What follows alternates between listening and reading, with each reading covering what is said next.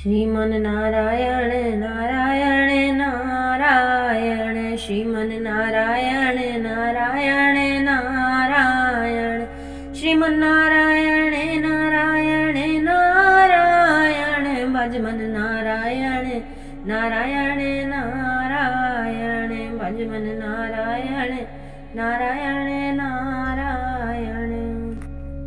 अध्याय 2 गीता का सार। संजय उवाच अर्थात संजय कहते हैं, तम तथा कर्प्याविष्टम शुरुपूर्णाकुलेक्षणम विषीद नतमिंदम वाक्यमुवाच मधुसूदन। संजय ने कहा, करुणा से व्याप्त शोक युक्त अश्रुपूरित नेत्रों वाले अर्जुन को देखकर मधुसूदन कृष्ण ने ये शब्द कहे। तात्पर्य, भौतिक पदार्थों के प्रति करुणा, शोक तथा अश्रु ये सब असली आत्मा को न जानने के लक्षण हैं। शाश्वत आत्मा के प्रति करुणा ही आत्म साक्षात्कार है। इस श्लोक में मधुसूदन शब्द महत्वपूर्ण है। कृष्ण ने मधु नामक असुर का वध किया था और अब अर्जुन चाह रहा है कि कृष्ण उस अज्ञान रूपी असुर का वध करे जिसने उसे कर्तव्य से विमुख कर रखा है। यह कोई नहीं जानता कि करुणा का प्रयोग कहीं कहाँ होना चाहिए। डूबते हुए मनुष्य के वस्त्रों के लिए करुणा मूर्खता होगी।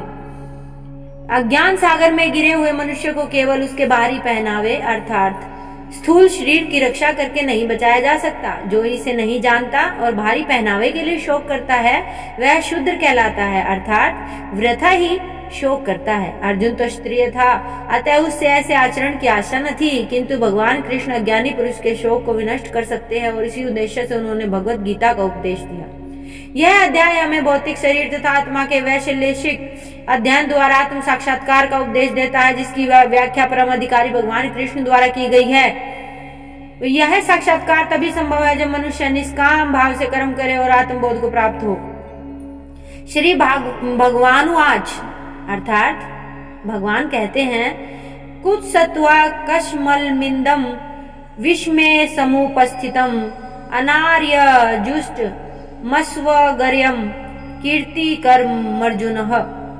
श्री भगवान ने कहा, हे अर्जुन, तुम्हारे मन में यह कलमश आया कैसे? यह उस मनुष्य के लिए तनिक भी अनुकूल नहीं है जो जीवन के मूल्य को जानता हो।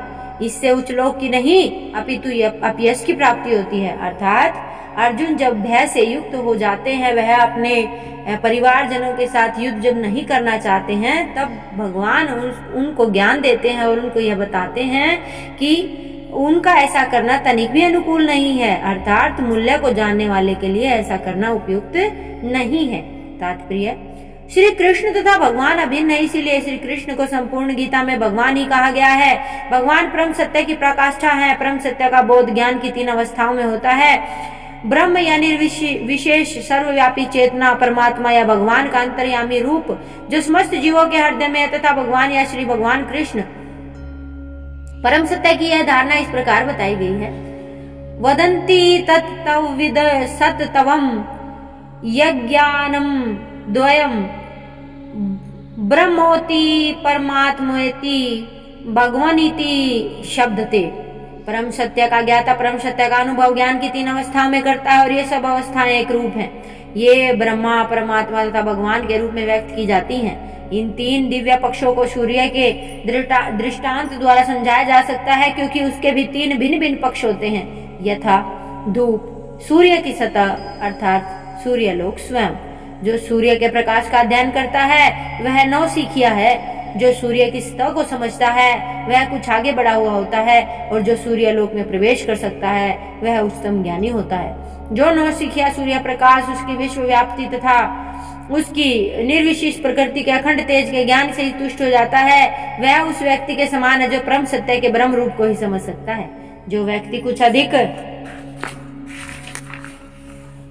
जानकार है वह सूर्य गोले के विषय में जान सकता है, जिसकी तुलना परम सत्य के परमात्मा स्वरूप की जा सकती है। जो व्यक्ति सूर्य लोक के अंतर में प्रवेश कर जाता है उसकी तुलना उससे ही की जाती है जो परम सत्य के साक्षात रूप की अनुभूति प्राप्त करता है। अतः जिन भक्तों ने परम सत्य के भगवान स्वरूप का साक्षात्कार किया है वे सर्वोच्च आध्यात्मवादी हैं। यद्यपि परम सत्य के अध्ययन में रत सारे विद्यार्थी एक ही विषय के अध्ययन में लगे हुए हैं। सूर्य का प्रकाश, सूर्य का गोला, सूर्य लोक की भीतरी बातें, इन तीनों को एक दूसरे से विलग नहीं किया जा सकता। फिर भी तीनों अवस्थाओं के अध्येता एक ही श्रेणी के नहीं होते।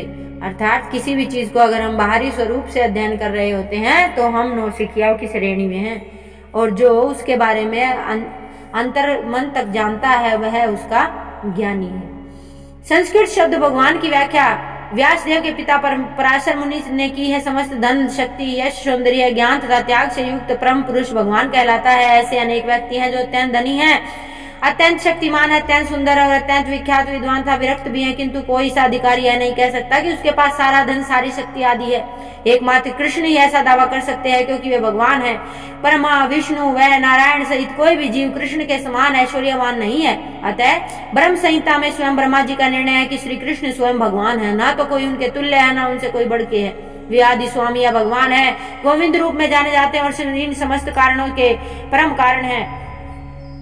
ईश्वर है परमय कृष्ण, सच्चिदानंद विग्रह, अनादिर दीर्घ गोविंद, सर्व कारण कारणम।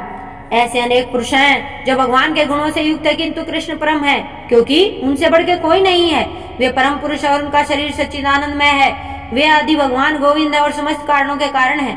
भगवत में श्री भगवान के नाना अवतारों की सूची है, किंतु कृष्ण को आदि भगवान बताया गया है, जिससे अनेक अनेक अवतार ईश्वर विस्तार करते हैं। एते चांस्कला पुष्छ कृष्ण तु भगवान स्वयं, इंद्रारिव्याकुलम लोकम म्रियंती युगे युगे। यहाँ पर वर्णित सारे अवतारों की सूची या तो भगवान की अंशक कलाओं अथवा पूर्ण कलाओं की है, किंतु कृष्ण तो स्वयं ही भगवान है। अतः कृष्ण आदि भगवान परम सत्य परमात्मा तथा निर्विशेष ब्रह्म दोनों के उद्गम है। भगवान की उपस्थिति में अर्जुन द्वारा स्ववचनों के लिए शोक करना सर्वथा शोभनीय है। अतः कृष्ण ने कुतः शब्द से अपने आश्चर्य व्यक्त किया।